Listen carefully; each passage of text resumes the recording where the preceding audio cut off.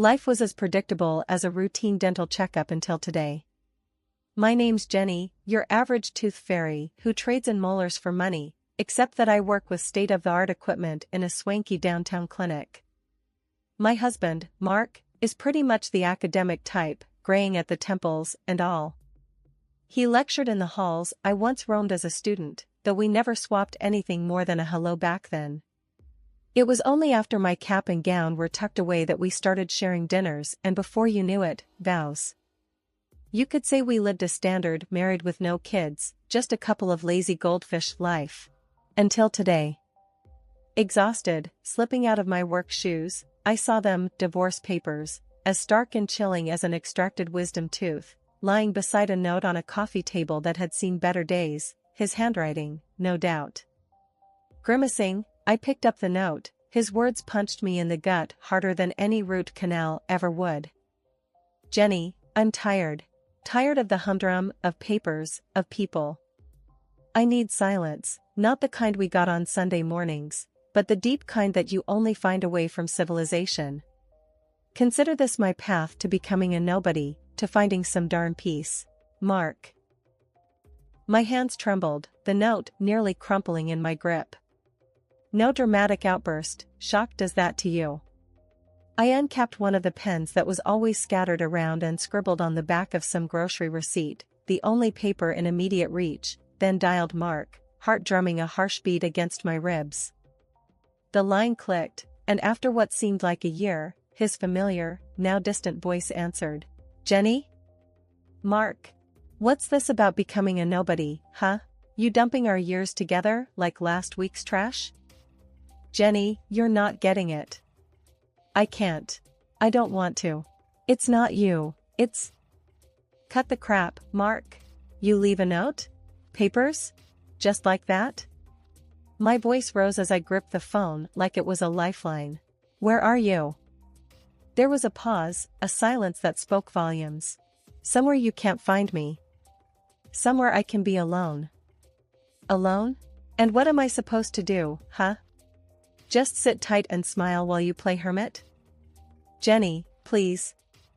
No, you listen. You can't just decide you're bored, and...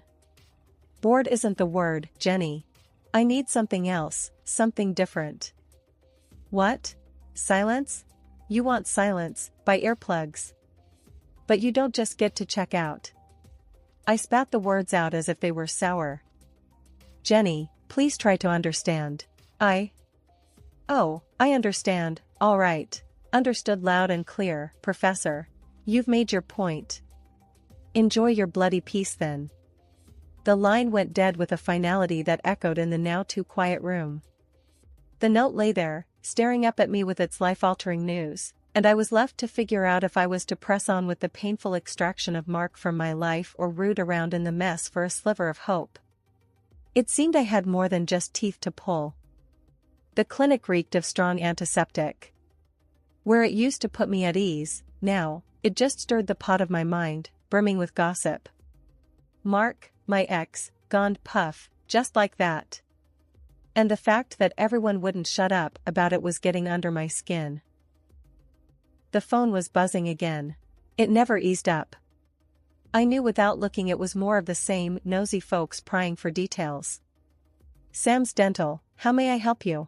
I answered, using the clinic's name to avoid personal questions. Hey, it's Lizzie from math department. We heard about Mark. You holding up okay? I sighed. Yeah, Lizzie, I'm doing my job. Anything else? I mean, it's just weird, right? Mark's such an urban guy. She pried, digging for dirt. It's his choice, I snapped, a bit more sharply than intended. Sorry, it's just been a rough day. I could almost hear her shrug through the phone. Sure, just checking in. You know how it is here, we're all a bit nosy. The clinic was quieter than usual. I could almost hear the whispers bleeding through the walls. Patients eyed me with a mix of pity and morbid curiosity as I walked through the hall. I needed a break from the staring and the rumors. I found myself in the staff room with Rosa, the receptionist, who was always blunt as a spoon. She was digging through her locker, the metal door screeching like nails on a chalkboard. So, he left you the papers then disappeared, huh? Rosa didn't mince her words. That's about the size of it, I muttered, pouring myself a coffee. She leaned against the lockers, arching an eyebrow. You sign M? Yeah. Savage. Rosa shook her head. Man's got style, give him that. I couldn't help but laugh, leave it to Rosa to call a disappearing act stylish. Back in my office, the nice and tidy one with diplomas on the wall, the phone rang again. It was the one face I didn't mind showing up in my caller ID, Angela, the closest thing I'd had to a sister since forever. Girl, how you just gonna let him punk you like that? No hello, no how are you, just Angela in all her glory. He didn't punk me, Ange. I signed the papers, that was my choice. And you just gonna roll over and play dead? There's nothing to fight for. I'm done and dusted with him. There was a pause, I knew Angela's wheels were turning. Fine, she said. But this isn't gonna fly. We're going out tonight. You need to blow off some steam, or you'll go nuts. I wanted to argue, but she wasn't wrong. Besides, it beat listening to the whispers and rumors that looped like a bad soundtrack in my mind. The hours ticked by, filled with teeth cleaning and dodging personal questions.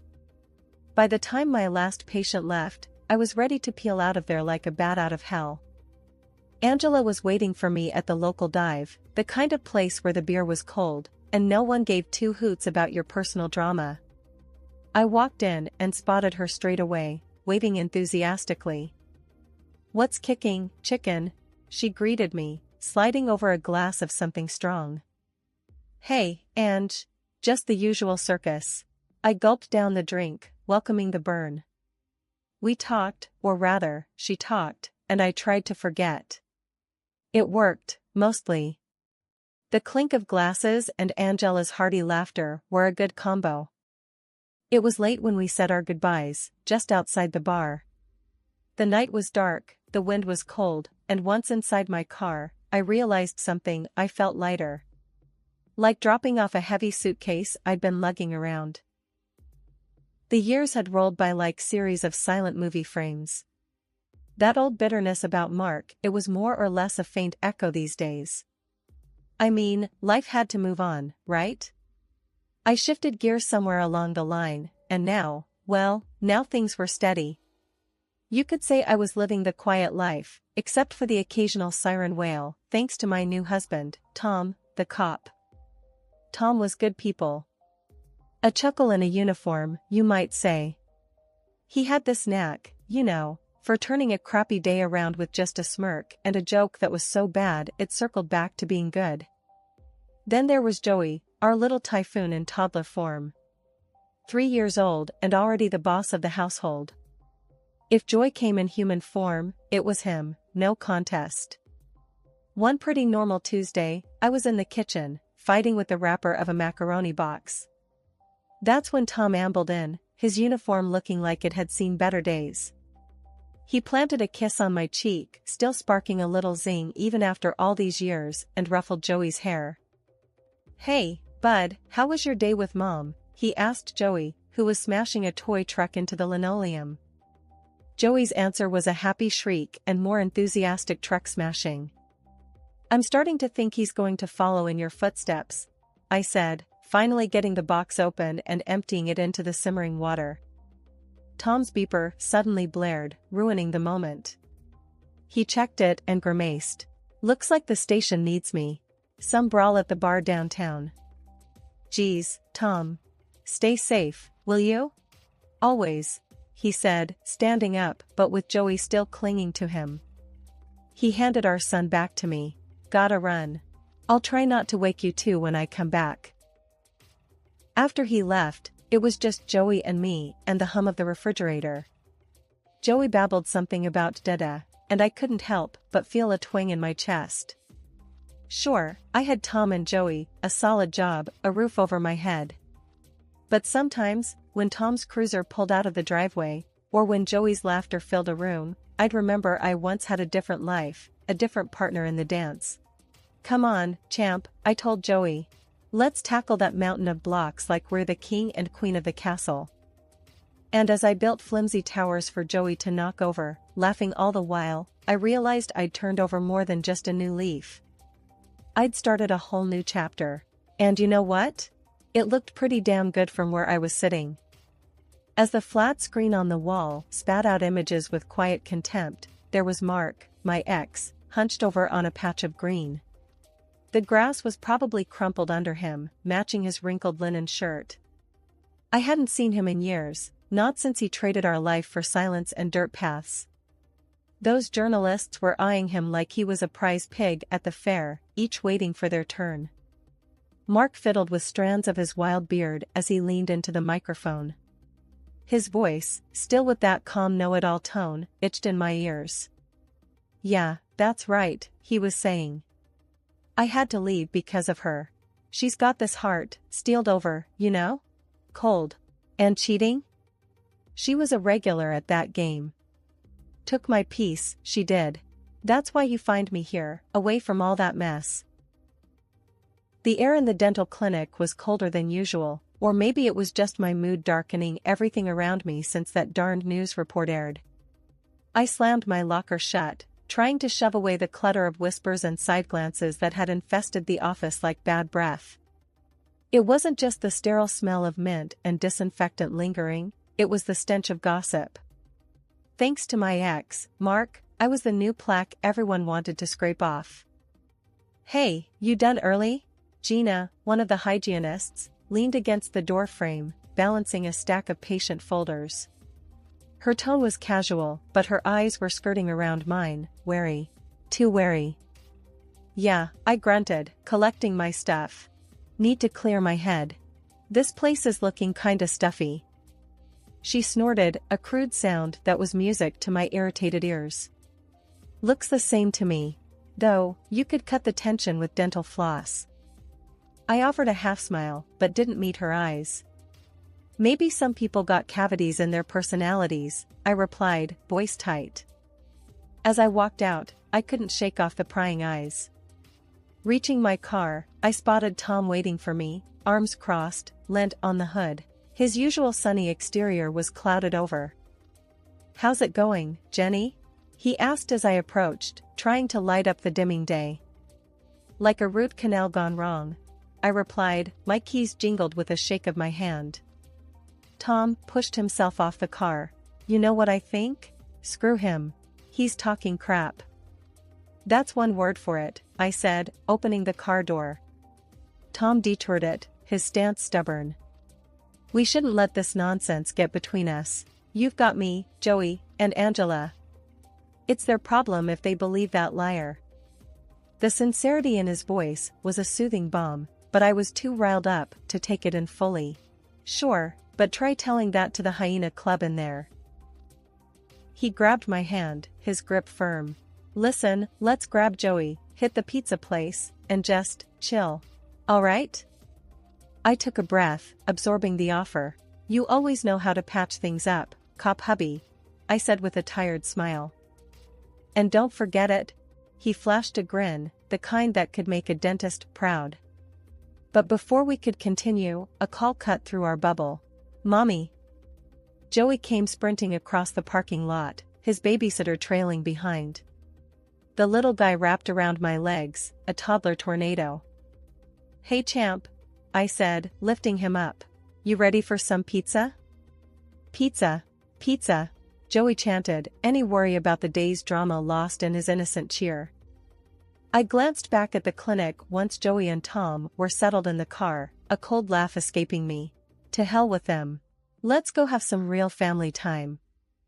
Tom revved the engine, a mischievous spark lighting his eyes. No looking back, babe, that's the rule. Got it, boss? I said, and as we drove off, Joey's giggles, the only sound I cared about, I felt the heaviness shed bit by bit. It was just another crappy chapter in the novel of life, one that I'd darn well write myself. No ex-husband was going to taint my reflection, not anymore. I was still reeling from another day's work when she cornered me. Jasmine, the new intern, was kind of edgy since the day she stumbled in, but today, she was all jittery. So there I was, peeling off my gloves, and she comes up real close, smelling like antiseptic and fear. "Doc, I gotta talk to you," Jasmine said, her voice as shaky as a beaten-up washing machine. "What's up?" I was already thinking about the pile of paperwork waiting to claw at my evening. "It's about Mark. I heard the other nurses saying you were married to that guy." Her eyes darted around the room as if afraid the walls would grow ears. "Yeah, what about him?" I tossed the gloves and reached for my coffee, gone cold hours ago. "I was a student when he was teaching. He wasn't just giving lectures, if you know what I mean." Her voice took a dive, like someone had yanked the volume down. "He did stuff. Bad stuff." I felt something raw and bitter twist in my gut. "Stuff?" I asked, hoping for some vague rumor I could dismiss. He was handsy, you know, with me. And with others. We were just a bunch of scared kids, and he liked that power." Jasmine spat the words out like they were poison. My grip on the mug tightened. "Why are you telling me this now?" "Because I saw him on TV, acting all holy and repentant. I couldn't stomach it. I threatened to expose him, and then he vanished." "That coward," I hissed. The mug in my hand cracked, coffee seeping through the spiderweb crevices to drip onto the floor. "He told everyone he left 'cause of you and some grand spiritual quest. But that's bull. He fled 'cause I had proof of what he did. The texts, the creepy late-night calls." "That's a big claim, Jasmine," I managed to say, my throat dry as sawdust. "You got any of that proof on you?" "Yep," she said, a grim satisfaction in her tone. She hauled out her phone, a cheap thing with a cracked screen, and flicked through messages until she shoved it under my nose. There it was, in black and white. A whole sordid history laid out in texts and emails. I read, every word a punch in the gut. When I was done, I looked up. "I'm sorry, for what it's worth. Thank you for coming forward." "We gonna do something about it?" she asked, tough as nails now. "Absolutely," I said, feeling a flame of anger kindling inside me. And as we plotted revenge on the man I once called a husband, the man who had fooled us all, I felt a grim kind of satisfaction. This was going to be messy, but hell, it was about time some dirt got cleaned up around here. I stood there in the clearing, staring at the man I once called my husband. There he was, Professor Mark, looking every bit the wilderness prophet with a graying beard and a flock of adoring followers. His eyes flashed over me, a brief flash of recognition before his face settled into that infuriating calm. "Jenny? What the hell are you doing here?" His voice had that familiar sharp edge. "Just wanted a chat, Mark. A cozy catch-up between exes. Never thought I'd find you playing guru," I said, squinting at the half-naked followers prancing around. He crossed his arms, a smirk playing on his lips. "To what do I owe the pleasure?" I cut to the chase. "That trash talk on TV, really, Mark? Cruel and unfaithful. You sure have a way with fiction." He shrugged, the same old nonchalant shrug that drove me up the wall. "Needed a story, didn't I? Playing the victim pays the bills." I couldn't help but laugh, bitter and sharp. "And here I thought you ran off to find inner peace." His audience looked on, starving for some drama. He was unfazed. "Gotta give the people what they want." "Yeah, but at my expense?" I felt that familiar anger bubbling. "And there's another thing, about Jasmine." His face lost color for a second, but then he barked out a laugh. "Jasmine? That kid had nothing on me." His nerve was something else. Without breaking eye contact, I slid out my phone. Actually, she did. He squinted at the screen as I flicked through the messages Jasmine had sent me. Threats, creepy come-ons, the whole 9 yards. Mark tried to grab the phone out of my hands, but then Tom appeared next to me. The message of protection couldn't have been clearer if he was wearing a flashing sign. It made me feel safe and furious all at once that I needed it. "Look, everyone," Mark's voice broke through the silence, all smooth and soothing like one of those late-night radio hosts. "This is all a big misunderstanding, all right? My ex here, she's got it in for me, that's all this is." I could feel my jaw clench at his words, but I kept my cool. I wasn't about to let him get to me. Not this time. Tom's voice, gravel mixed with thunder, growled next to me. "Cut the crap, Mark. We all know what you did. And it's all coming out today." Mark's followers looked from him to me and back again, like they were watching a tennis match. Just then, the wail of the sirens cut through Mark's phony serenity like a chainsaw through butter. His face drained of color, which on him, looked almost impressive. "Please," Mark was kneeling now, the guru luster gone, replaced by sweaty desperation. "You can't do this. Think of my reputation." Tom snorted, stepping closer to Mark so that the kneeling man had to crane his neck just to keep eye contact. "Reputation? What about the lies about Jenny? What about all those messages, huh? What about Jasmine's story? You think that doesn't count for nothing? The game's up, buddy." Mark looked up at us, his eyes flicking from my snarl to Tom's stony glare, and then to the uniformed officers coming up behind us. There was a moment, a single moment, where he looked like he might run. But Mark didn't run. He just sat there on his knees, looking up. Looking like he knew that the tides had indeed turned. The followers were mumbling among themselves now, backing away from their fallen idol, their murmurs building like waves before a storm. Then, one of the cops stepped forward, flipping open a notebook. "Are you Professor Mark Thompson?" he asked, his tone neutral. Mark just nodded, his voice squeaking like a rusty hinge. "Yes, sir." The officer glanced at me, then at Tom. "We're going to need to take him in," he said, as if asking for permission. Tom just gave a short nod, and I felt my heart kick up a notch. This was it. Mark shot one last desperate look at his disciples. "I'm being set up," he yelled, hoping for sympathy, salvation. But seeing the truth staring back at him from the scattered glances of the crowd was the nail in the coffin of any sympathy he hoped for. The cop cuffed him with all the flair of someone clocking in for a routine shift. "Mark Thompson, you are under arrest." The clink of the cuffs was like the sweetest music, and that's when I knew, for sure. The tides hadn't just turned, they'd flipped, completely. Tom wrapped his arm around me as we watched Mark being led away. The scene felt almost surreal. I turned to Tom, and his nod told me everything. We were on the same team, and we were strong. I was standing outside and breathing in the fresh air. The phone in my pocket started its own dance, buzzing with incoming calls, no doubt apologies and awkward backtracking. I had no interest in their sorry words. "I told you so" wasn't my style. The door to the clinic swung open, and Jasmine walked out.